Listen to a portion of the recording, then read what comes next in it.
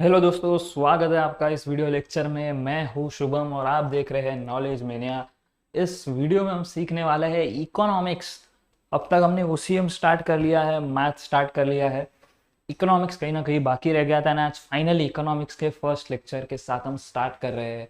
Economics का जो first chapter है that is about micro economics and macro economics. बहुत ही सिंपल येट बहुत फंडामेंटल चैप्टर है पूरे इकोनॉमिक्स को समझने के लिए, पूरे इकोनॉमिक्स का एक बर्ड आई व्यू लेने के लिए।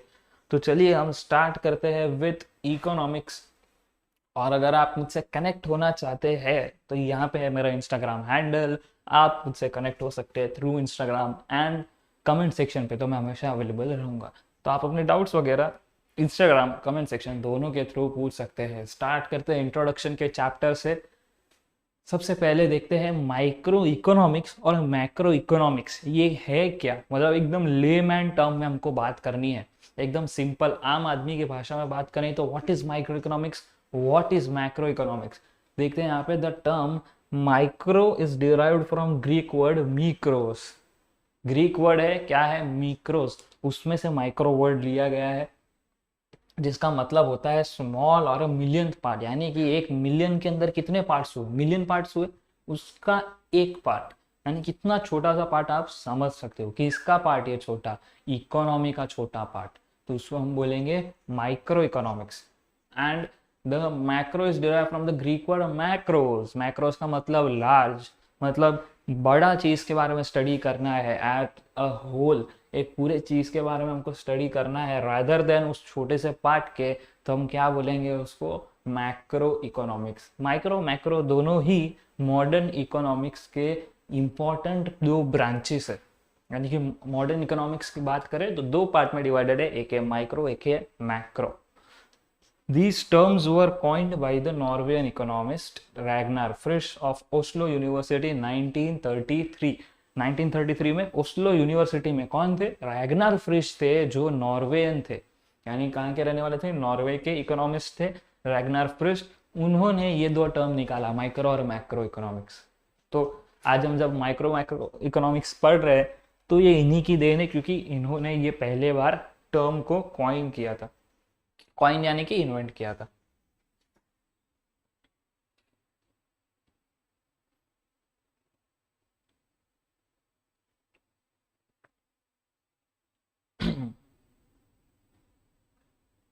ओके, जैसे मैंने बोला था मेन ब्रांचेस ऑफ इकोनॉमिक्स दो है, एक है मैक्रो इकोनॉमिक्स एक है माइक्रो इकोनॉमिक्स। दो ब्रांचेस है अपने पास, एक मैक्रो एक माइक्रो। तो हम इस वाले वीडियो में मेन पहले एक माइक्रो इकोनॉमिक्स की हिस्ट्री जानेंगे, मैक्रो इकोनॉमिक्स के हिस्टोरिकल पर्सपेक्टिव जानेंगे एंड फिर माइक्रो इकोनॉमिक्स से स्टार्ट करेंगे। आने वाले वीडियोस में मैक्रो को भी टच करेंगे। तो सबसे पहले कुछ भी स्टार्ट करने से पहले कुछ ऐसी चीज जो हमें पता होनी चाहिए। क्या है वो चीज, रैगनर एंटन किटल फ्रिश, यानी कि रैगनर फ्रिश जिनके बारे में हमने बात किया, नॉर्वेन इकोनॉमिस्ट और नॉर्वेन इकोनोमेट्रिशियन। ठीक है, इकोनोमेट्रिशियन मतलब क्या, एक ऐसा बंदा जो मैथमेटिक्स स्टैटिस्टिकल एप्लीकेशन को इकोनॉमिकल डेटा के साथ यूज करे। इकोनॉमिकल डेटा में अगर कोई मैथमेटिक्शियन मॉडल स्टैटिस्टिकल मॉडल यूज करता है तो उसको हम बोलेंगे इकोनोमेट्रिशियन। तो क्या थे, एक इकोनोमेट्रिशियन थे और एक इकोनॉमिस्ट भी थे जो नोबेल प्राइज जीते हैं इकोनॉमिक्स में। नोबेल प्राइज जीते हैं इकोनॉमिक्स में फर्स्ट। ठीक है, पहला इकोनॉमिक्स में नोबेल प्राइज इनको ही मिला था। किनके साथ मिलकर जीते थे, जैन टिनबर्जन। जैन टिनबर्जन के साथ मिलके उन्होंने पहला नोबेल प्राइज जीता था for economics. He was pioneer of econometrics, the application of mathematical models and statistical techniques to economic data and theories। जैसा मैंने बोला कि एक इकोनोमेट्रिशियन का काम क्या है, मैथमेटिकल मॉडल्स और स्टैटिस्टिकल टेक्निक्स को इकोनॉमिक के डेटा और थियरी से मिला लेना, जॉइंट में दोनों का काम करवाना, दैट इज कॉल्ड इकोनोमेट्रिक। और वो क्या थे, इकोनोमेट्रिशियन। He coined many economic terms in an article on business cycles. Frisch was likely the first person to have referred the study of individual from and producer as microeconomics. Moreover, he referred the study of aggregate economics as macroeconomics. तो यहाँ पर दो important point ये है कि उन्होंने बहुत सारे टर्म इंट्रोड्यूस किए। माइक्रो मैक्रो तो उनमें से एक है और काफ़ी किए है, लेकिन जब पहला आर्टिकल छपा था अबाउट बिजनेस साइकिल्स, ठीक है, बिजनेस साइकिल्स के बारे में जब एक आर्टिकल छपा था, तो फ्रिश वो पहले आदमी थे जिन्होंने, अगर हम इंडिविजुअल प्रोड्यूसर या इंडिविजुअल फर्म के बारे में अगर स्टडी करते हैं तो उनको माइक्रो इकोनॉमिक्स बोलते हैं। ये उन्होंने सबसे पहले बोला उस आर्टिकल के अंदर। उन्होंने बोला कि भाई अगर हम इंडिविजुअल फर्म और इंडिविजुअल प्रोड्यूसर के बारे में स्टडी कर रहे हैं तो वो और कुछ नहीं बल्कि माइक्रो इकोनॉमिक्स है। और जब हम एग्रीगेट इकोनॉमी की स्टडी कर रहे हैं, एग्रीगेट इकोनॉमी मतलब क्या, एक इकोनॉमी एज अ होल, जब हम उनकी स्टडी कर रहे हैं तो क्या हो रहा है, उसको हम बोलते हैं मैक्रो इकोनॉमिक्स। तो यहाँ पे पूरी बात यही है कि रैगनर फ्रिश कौन थे, क्या थे, उनके बारे में थोड़ा जनरल इंफॉर्मेशन यहाँ पे प्रोवाइडेड है। अब एक हिस्टोरिकल पर रिव्यू ले लेते हैं of micro economics. Micro economics की जर्नी क्या है, कैसे शुरुआत हुई, how micro economics came into existence. तो micro economic analysis was developed first, सीधी सी बात है, सबसे पहले हमने माइक्रो इकोनॉमिक्स को डेवलप किया, राइट, माइक्रो इकोनॉमिक पर्सपेक्टिव से इकोनॉमी को देखा एंड देन मैक्रो डेवलप हुआ। पहले क्या आया माइक्रो, फिर क्या आया macro. It is traditional approach, ठीक है, क्या है ये, एक ट्रेडिशनल अप्रोच है, जूना अप्रोच है। Origin of this approach can be traced back to the era of classical economics, Adam Smith, David Ricardo, JS Mill etcetera. यानी कि क्लासिकल इकोनॉमिक्स, पहले देखो इकोनॉमिस्ट के भी अलग अलग पार्ट है, एक होता है क्लासिकल इकोनॉमिस्ट जूने टाइप के जिन्होंने इकोनॉमिक्स को इंट्रोड्यूस किया बोल सकते हैं।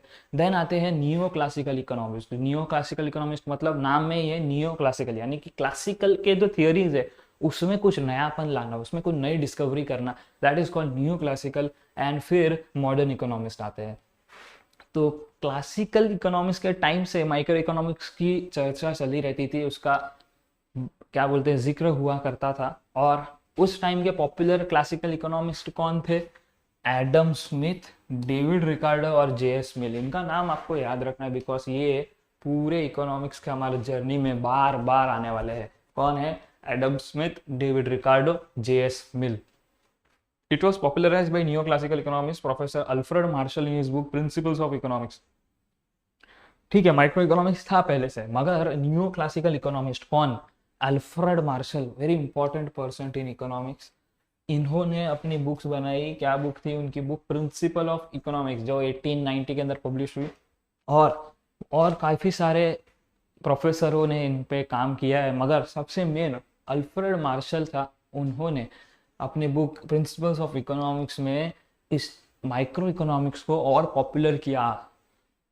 कौन कौन थे और लोग जिन्होंने माइक्रो इकोनॉमिक्स के लिए बहुत सारी डेवलपमेंट की, बहुत सारे कॉन्ट्रीब्यूशंस दिए, professor Pigou, JR. Hicks, professor Samuelson, Mrs Joan Robinson, ये कुछ ऐसे नोटेबल इकोनॉमिस्ट थे जिन्होंने प्रिंसिपल्स, हम कह सकते हैं माइक्रो इकोनॉमिक्स को बहुत ही अच्छा कंट्रीब्यूशन दिया है और उसे डेवलप करने में भी काफ़ी योगदान दिया है।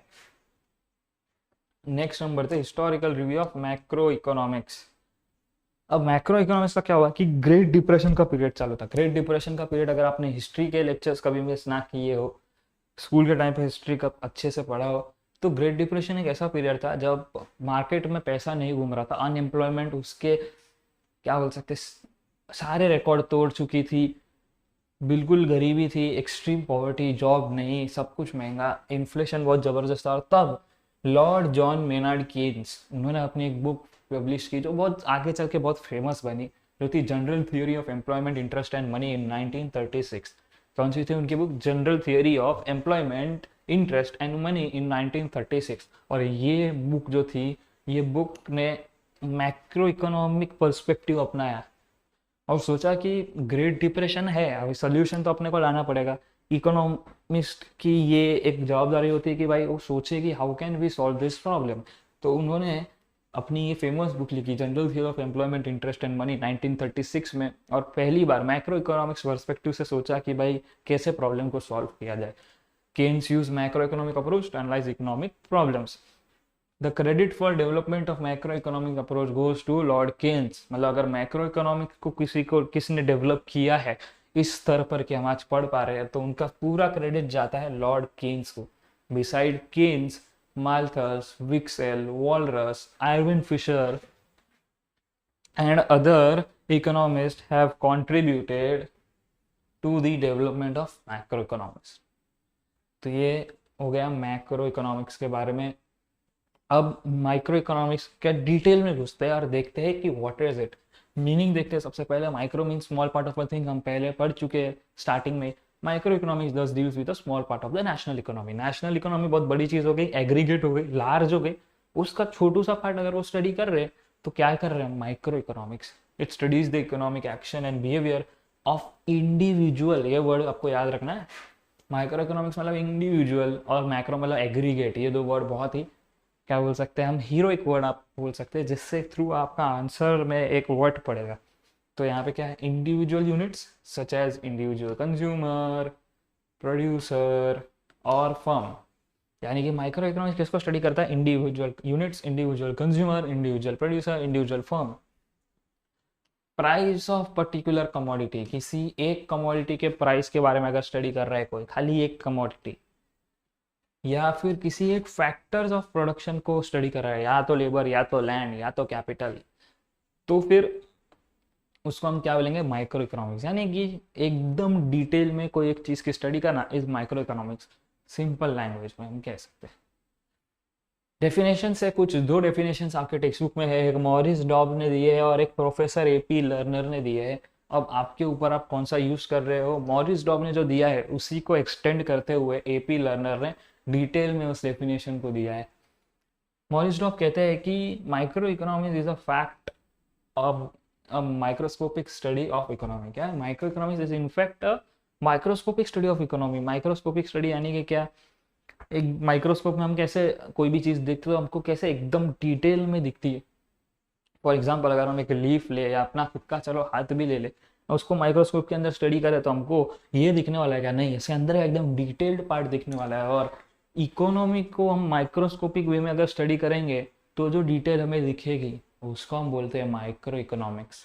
एपी लर्नर कहते हैं कि micro economics consist of looking at economy through microscope. जो मॉरिस डॉब ने कहा वही, लेकिन उन्होंने और डिस्क्राइब किया और बोला है कि हम माइक्रोस्कोप से देख रहे हैं एज इट कि अंदर मिलियंस ऑफ सेल्स है। क्योंकि इकोनॉमी एक ऑर्गेनिज्म है, उसके अंदर मिलियंस ऑफ सेल्स है, और वो सेल कहाँ है, या तो इंडिविजुअल फर्म है, या तो इंडिविजुअल प्रोड्यूसर है, या तो इंडिविजुअल कंज्यूमर है, या तो इंडिविजुअल हाउस होल्ड है। और उसको हम ऑब्जर्व करते हैं कि भाई अच्छा ये सारे सेल यानी कि individual consumer, individual firm, individual house hold, ये लोग आपस में क्या कर रहे हैं, इकोनॉमी की तरफ क्या कंट्रीब्यूट कर रहे हैं, किस तरीके से फंक्शन कर रहे हैं। अगर इसकी स्टडी कर रहे हैं तो एपी लर्नर बोलते हैं कि ये हमारा डेफिनेशन है। क्या बोलते हैं एपी लर्नर, कि माइक्रोस्कोपिक स्टडी है जिसके अंदर as it were to see how millions of cells of the body of economy, यानी इकोनॉमिक बॉडी में कैसे लाखों लाखों सेल काम कर रहे हैं। और वो सेल क्या है, इंडिविजुअल्स और हाउस होल्ड एज कंज्यूमर्स और इंडिविजुअल्स और firm as producer play their part in the working of whole economic organism. यानी यहाँ पे थोड़ा बायोलॉजी भी वो लेके आया है। अब बढ़ते हैं हमारे इंपॉर्टेंट क्वेश्चन कि आपके बोर्ड्स में ये आ सकता है, एंड अगर बोर्ड्स में ना भी आए तो ये इकोनॉमी समझने में आपको बहुत ज़्यादा मदद करता है। Scope of micro economics. Scope of micro economics में यहाँ पे हमारे पास तीन थियोरी है, theory of product pricing, theory of factor pricing and theory of economic welfare. जहाँ पर थियोरी ऑफ प्रोडक्ट प्राइसिंग के अंदर दो आते हैं, एक है डिमांड एनालिसिस, एक है सप्लाई एनालिसिस। दूसरा थियोरी ऑफ फैक्टर प्राइसिंग के अंदर आपको याद रखना है RIPW। RIPW, R stands for rent, I stands for interest, P stands for profit and W stands for wages। आखिरी है थियोरी ऑफ इकोनॉमिक वेलफेयर। और थियोरी ऑफ इकोनॉमिक वेलफेयर के अंदर तीन पार्ट आते हैं, एक है एफिशिएंसी इन प्रोडक्शन, एक है एफिशिएंसी इन कंजम्पशन, लास्ट है ओवरऑल इकोनॉमिक एफिशिएंसी। तो ये तीन चीज़ें आती है, डिटेल में स्टडी करेंगे। सबसे पहले थियोरी ऑफ प्रोडक्ट प्राइसिंग, नाम ही बता रहा है किसके रिलेटेड है, प्रोडक्ट के प्राइसिंग के रिलेटेड ये थियोरी दी गई है। क्या बोलते हैं ये theory, the price of an individual commodity is determined by market forces of demand and supply. किससे, market forces of demand and supply. क्योंकि अगर चलो एग्जांपल लेते हैं, फॉर एग्जांपल ये जो स्टाइलस आप देख रहे हैं, ये स्टाइलस मैं मैन्युफैक्चर करता हूँ, ठीक है। मार्केट में स्टाइलस का रेट है अराउंड 250 रुपीज़। तो अगर मैं ये प्रोडक्ट बेच रहा हूँ तो मेरी प्राइसिंग में क्या रखूँगा, ऐसी प्राइस जो प्राइस पे सारे लोग बेच रहे हैं, या जो प्राइस पे consumer is interested in buying, या तो वो रखूँगा या तो उससे थोड़ा कम रखूँगा, ठीक है। बहुत कम नहीं रख सकता because it will affect my profitability. तो यहाँ पे किस वजह से मेरा प्राइस पे अफेक्ट हुआ, एक तो डिमांड, दूसरा सप्लाई, मैं क्या रेट पे बेचना चाहता हूँ या मैं कितने पीस बेचना चाहता हूँ। दूसरा, अगर समझो मार्केट में कोई कॉम्पिटिटर ही नहीं है, मैं अकेला स्टाइलिश बनाता हूँ, तो मेरे को किसके बारे में सोचना पड़ेगा क्या, मैं जो प्राइस में बेचना चाहता हूँ वो प्राइस पे बिकेगा। तो सप्लाई और डिमांड दोनों अफेक्ट करता है। सप्लाई यानी कि कितने लोग वो बेच रहे हैं, डिमांड यानी कि कितने लोग खरीदने वाले हैं, कितने लोग खरीदने वाले और कितने लोग बेच रहे हैं, ये डिसाइड करता है आपके प्रोडक्ट की प्राइस क्या होने वाली है। Micro economics is concern with demand analysis, that is individual consumer, यानी कि माइक्रो इकोनॉमिक्स एक इंडिविजुअल कंज्यूमर के बारे में कंसर्न है, और सप्लाई एनालिसिस यानी कि एक इंडिविजुअल प्रोड्यूसर के बारे में भी कंसर्न है कि वो इंडिविजुअल प्रोड्यूसर कैसे प्रोड्यूस कर रहा है, कितना प्रोड्यूस कर रहा है, इंडिविजुअल कंज्यूमर कितना बाय कर रहा है। तो दोनों के बिहेवियर को स्टडी करता है माइक्रो इकोनॉमिक्स। प्रोडक्ट प्राइसिंग समझे क्या है, किससे गवर्न है, market forces of demand and supply, वो आपके प्रोडक्ट प्राइस को डिटरमाइन करेगा। Theory of factor pricing, factor यानी कि क्या, ऐसी चीज़ है जो यूज होने वाली है प्रोडक्शन प्रोसेस के अंदर, क्या यूज हो रही है, land, labour, capital and entrepreneur, चार चीज़ें यूज होती है, चारों कंबाइन भी यूज होती है, चारों सेपरेटली भी यूज हो सकती है। फॉर एग्जाम्पल लैंड, अगर आप मेरे को समझो यही स्टाइलिश का एग्जाम्पल है, तो यही बनाना है, मेरे को क्या चाहिए, एक जगह चाहिए जहाँ पे मैं प्रोड्यूसमेंट कर सकता हूँ। दूसरा, एक ऐसा वर्कर्स चाहिए जो ये प्रोडक्शन प्रोसेस में काम कर सके। कैपिटल चाहिए, पैसे चाहिए जिससे मैं मशीनरी वगैरह ले सकूँ, जिससे प्रोडक्शन प्रोसेस चलता रहे। एक एंटरप्रेन्योर चाहिए, यानी मैं खुद भी चाहिए जिसके थ्रू ये पूरी प्रोसेस चले। अगर एक एंटरप्रेन्योर नहीं रहेगा तो लोग को ऑर्डर्स कौन देगा, गवर्न कौन करेगा, रिसोर्सेज को एफिशिएंटली यूज कौन करेगा। तो ये 3-4 चीज चाहिए अपने को जो प्रोडक्शन प्रोसेस पे कंट्रीब्यूट करता है। यहाँ पे लिखा है micro economics, land, labour, capital and entrepreneur are factors that contribute to the production process. Microeconomics helps in determining the factor rewards for land, labor, capital, entrepreneur. Microeconomics आपको तय करने में मदद करता है कि ये जो 4 फैक्टर्स ऑफ प्रोडक्शन है, इसका रिवॉर्ड क्या होगा। हर एक फैक्टर ऑफ प्रोडक्शन का अपना अपना रिवॉर्ड है। अब जैसे कि मैंने याद करवाया था आपसे, RIPW, ये है RIPW। लैंड के लिए आपको क्या रिवॉर्ड मिलेगा, लैंड के लिए आपको रेंट मिलेगा। लेबर के लिए क्या मिलेगा, तो लेबर के लिए वेजेस मिलेगा। कैपिटल के लिए क्या मिलेगा, तो कैपिटल को इंटरेस्ट मिलेगा। और एंटरप्रेन्योर को क्या मिलेगा, एंटरप्रेन्योर को प्रॉफिट मिलेगा। लैंड से रेंट, लेबर से वेजेस, कैपिटल से इंटरेस्ट, और एंटरप्रेन्योर को क्या मिलेगा, प्रॉफिट मिलेगा। ये है रिवॉर्ड्स फॉर द फैक्टर्स। तो आपको याद करना है RIPW, rent, interest, profit, wages. किस किस को, rent land, interest capital, profit entrepreneur, wages worker या labour. Theory of economic welfare, आखिरी थियरी ऑफ इकोनॉमिक वेलफेयर नाम से मालूम पड़ रहा है, इकोनॉमिक वेलफेयर यानी कि इकोनॉमी का उद्धार करो। ये कैसे होगा, तो यहाँ पे बोल रहे हैं कि theory of welfare basically deals with efficiency in allocation of resources. आपके रिसोर्सेज इतने एफिशिएंटली एलोकेट होने चाहिए कि कहीं ना कहीं ये जो कस्टमर है, ये जो एंड यूजर है, या जो समाज में लोग रह रहे हैं, उनका सेटिस्फैक्शन को वो क्या करे, मैक्सिमाइज करे। सेटिस्फैक्शन को क्या करे, मैक्सिमाइज करे। सेटिस्फैक्शन को क्या करेंगे, मैक्सिमाइज करेंगे। यानी कि इस तरीके से रिसोर्सेज को एलोकेट करो जिससे ओवरऑल सोसाइटी, ओवरऑल पीपल का सेटिस्फैक्शन मैक्सिमाइज हो जाए। इसके अंदर 3 थियरीज है। इकोनॉमिक वेलफेयर अगर आपको अचीव करना है तो आपको 3 एफिशिएंसी अचीव करनी पड़ेगी। क्या, एक एफिशिएंसी इन प्रोडक्शन, एक एफिशिएंसी इन कंजम्पशन, और आखिरी में ओवरऑल इकोनॉमिक एफिशिएंसी। तीनों ही अचीव होनी चाहिए तो ओवरऑल इकोनॉमी का वेलफेयर होगा। एफिशिएंसी इन प्रोडक्शन यानी कि क्या, आपको जो एक पर्टिकुलर रिसोर्सेस दिए हैं, आपके पास जितने रिसोर्सेस है, उस रिसोर्सेस से आपको मैक्सिमम प्रोडक्शन करना है। उस रिसोर्सेस से आपको क्या करना है, मैक्सिमम प्रोडक्शन करना है। अगर आप सर्विसेज कर रहे हो, मैक्सिमम सर्विसेज दो। अगर आप गुड्स बना रहे हो तो उस रिसोर्सेज से मैक्सिमम गुड्स बनाओ।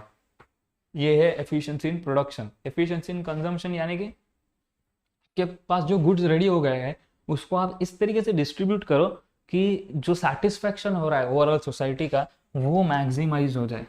गुड्स जो आपके पास है उसको इस तरीके से डिस्ट्रीब्यूट करो कि ओवरऑल लोगों का जो सेटिस्फेक्शन है वो मैक्सिमाइज हो जाए। और आखिरी में ओवरऑल इकोनॉमिक एफिशिएंसी, इसका मतलब क्या, जो लोग चाहते हैं, what people wants, what people desire, आप वही बनाओ। फॉर एग्जाम्पल अगर लोग ये चाह रहे हैं कि ये स्टाइलिश बने तो आप यही बनाओ। क्यों, अगर इसको बिजनेस पॉइंट ऑफ व्यू से सोचे ना तो बहुत मजा आएगा। देखो समझो कि मैं हूँ बिजनेस और ये है कंज्यूमर।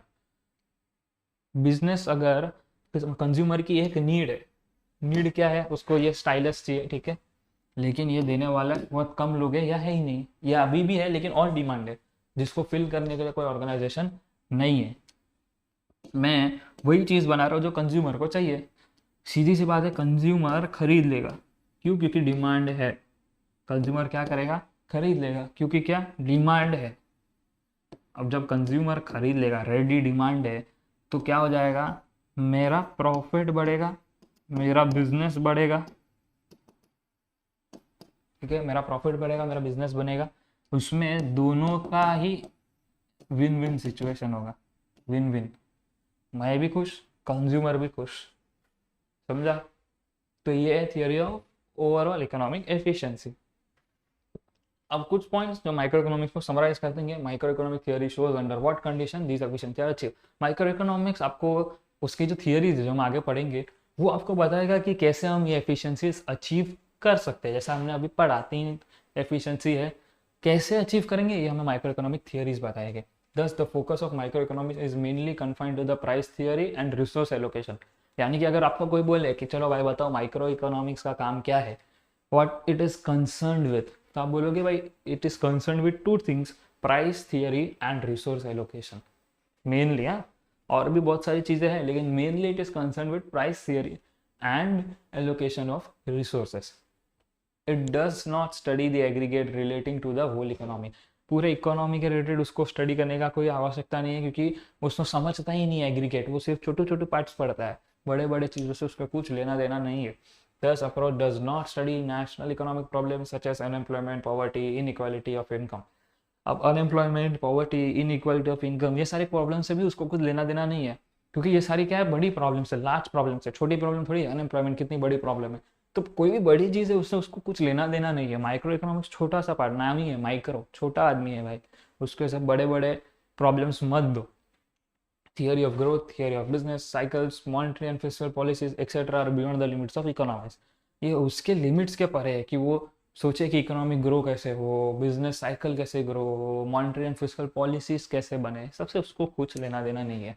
इसके लिए माइक्रो इकोनॉमिक्स खाली 2 चीज़ से लेना देना है मेनली। क्या है वो, एक है प्राइस थ्योरी, दूसरा है रिसोर्स एलोकेशन। सब छोटे चीज़ के लिए इसको लेना देना है, ये बड़ी प्रॉब्लम्स उसके कुछ काम की नहीं है। तो यहाँ पे हमारा फर्स्ट लेक्चर खत्म होता है। वीडियो पसंद आ रहा है लाइक करो, शेयर करो अपने फ्रेंड्स के साथ, कमेंट करो अपना फेवरेट पार्ट, वीडियो का फेवरेट पार्ट, या ऐसी अप्रिसिएशन कमेंट डाल दो।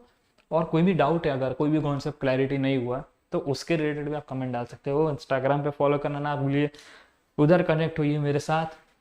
मिलते हैं अगले वीडियो में। अगर चैनल पे नए हो सब्सक्राइब कर दीजिए, बेल आइकन को क्लिक करना बिल्कुल ना भूलें ताकि कोई भी नए वीडियो की अपडेट मिस ना हो। मिलते हैं अगले वीडियो में। Bye bye, take care.